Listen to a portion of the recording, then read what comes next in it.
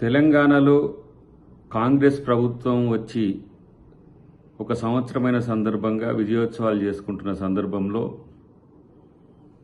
ఈరోజు బీఆర్ఎస్ ఒకవైపు అసూయపడుతుంటే బీజేపీ మరొక వైపు దొంగాటకాలు మొదలుపెట్టింది.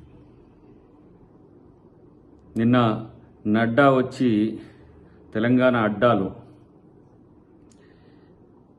గ్యారంటీలంతా గ్యారెడీలు అయిపోయినాయి అంటున్నారు. మీలాగా బురిడీలు కొట్టే పార్టీ కాంగ్రెస్ పార్టీ కాదు.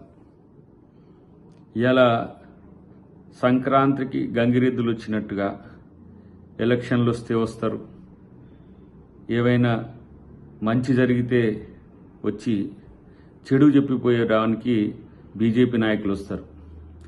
మీరు మోడీ గారు అమిత్ షా గారు కలిసి ఈ దేశాన్ని ఏం చేస్తారో తెలియదా నాయన?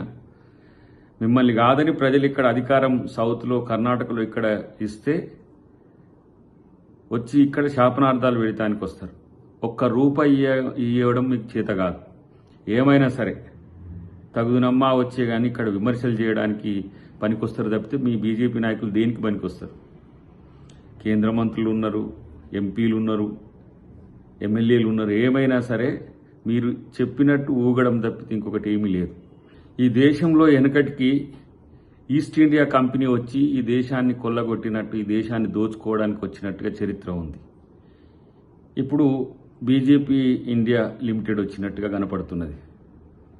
అంబానీ అదానీలతో ఒకవైపు దోపిడీ చేపిస్తూ గజదొంగలైన కొంతమంది పారిశ్రామికవేత్తలను, కార్పొరేట్లను ఈ దేశం మీదకి వదిలి చోద్యం చూసుకుంటూ అభివృద్ధి సంక్షేమం అంటే తెలియని పదాలుంటూ ఇక్కడ జరుగుతున్న తెలంగాణలో రేవంత్ రెడ్డి గారి ప్రభుత్వం చేస్తున్న అభివృద్ధి కార్యక్రమాలు కానీ లేదంటే సంక్షేమ కార్యక్రమాలు కానీ మీకు అది తెలిస్తే కదా కనీసం.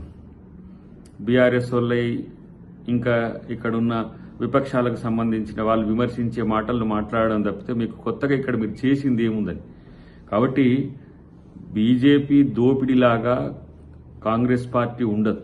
కాంగ్రెస్ పార్టీ ప్రభుత్వం ఉన్న దగ్గర 6 గ్యారంటీలే కాదు 60 గ్యారంటీలైనా ఎలా పరిష్కరించగల సామర్థ్యం తెలంగాణ ప్రభుత్వానికి వచ్చింది. మీ సుక్క పైస లేకుండా ఇక్కడ ప్రభుత్వం, ఇక్కడ ప్రజల కష్టంతో సంపాదించిన వాటితోనే ఈరోజు ఈ తెలంగాణ ప్రభుత్వం తెలంగాణ అభివృద్ధి చేసుకుంటున్న మాట తెలుసుకోవాల్సిన అవసరం ఉంది. ఈ బురిడీలు ఈ సంక్రాంతికి వచ్చే గంగిరెద్దుల్లాగా పండుగకు వచ్చేటట్టుగా మీకు ప్రతిసారి వచ్చి విమర్శ చేసుకోవడానికి కాకుండా ఏమైనా తెలంగాణకు కొంచెం చెయ్యండి రా నాయన, మీరు చేసి మాట్లాడండి. అదర్వైజ్ మిమ్మల్ని ప్రజలు ఎవ్వరూ నమ్మరు.